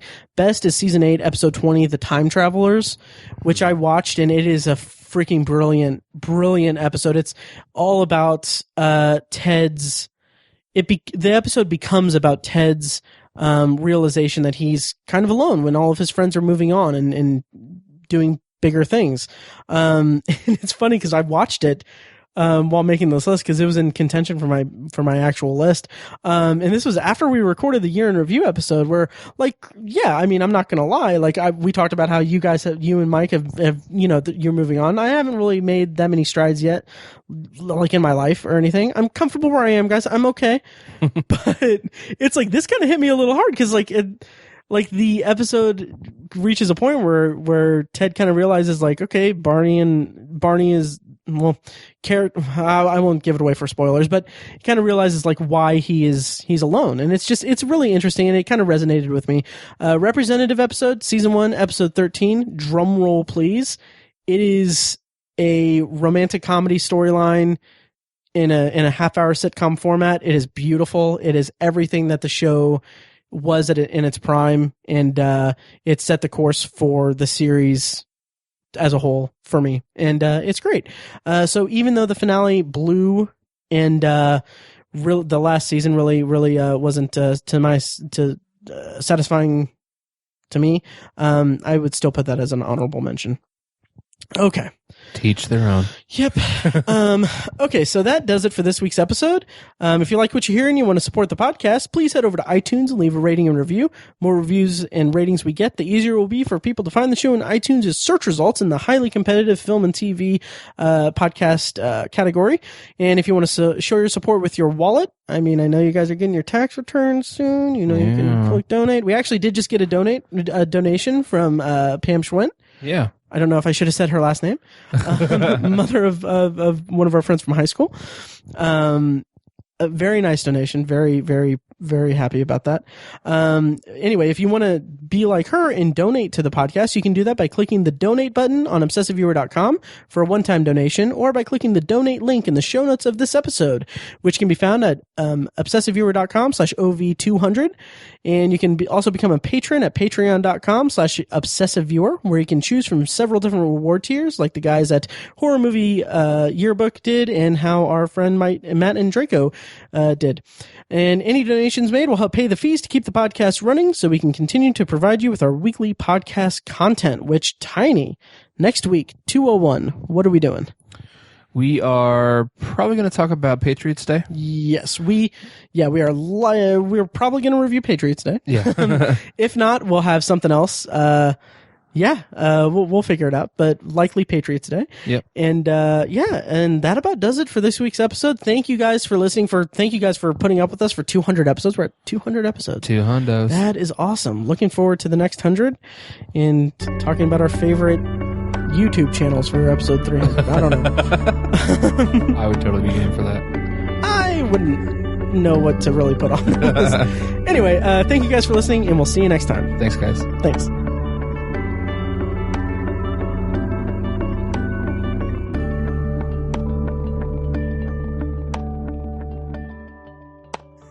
Because I think you said it, and then I was like, what? And then I think Ray came home, and you were like, Ray, what do you call this? And he was like, channel selector. I was like, what the fuck? Oh, my God. It's so weird, because I never questioned it growing up. It's just one of those things. Always just called it that. Right. And I've never once met another person who calls it a channel selector. Yeah. Which, I mean, technically, we weren't wrong. I mean, yeah. It does select channels, but... That's just what people called it in 1941. Right. Yeah. Thank you for listening to The Obsessive Viewer, presented by ObsessiveViewer.com. You can find more of our episodes at ovpodcast.com, and you can subscribe to the show on iTunes, Stitcher, or your preferred podcast app. The Obsessive Viewer's theme song is An Eclipse of Events and is provided by Loudlike from their EP Mistakes We Must Make. You can find that and more great music from them on iTunes, and like their Facebook page at facebook.com/loudlikemusic. Any and all feedback on the podcast is encouraged. You can email the hosts individually at Matt, Tiny, or Mike at obsessiveviewer.com, or send an email to the podcast in general at podcast@obsessiveviewer.com. Check out the Obsessive Viewer blog at obsessiveviewer.com, where we post movie and TV reviews and the occasional editorial about the business of entertainment. You can also like us on Facebook at facebook.com/theobsessiveviewer and follow us on Twitter at obsessiveviewer, at obsessivetiny, and at IamMikeWhite. If you want more obsessive content in your life, check out our sister site, obsessivebooknerd.com, for book reviews, author spotlights, and a general celebration of reading. Finally, if you're philosophically curious, check out Tiny's side project podcast, The Secular Perspective, which explores the concepts of faith, religion, and existence from the perspective of secular hosts. You can find that at thesecularperspective.com and subscribe to the podcast on the podcatcher of your choice. Again, thank you so much for listening. We love you. Be excellent to each other.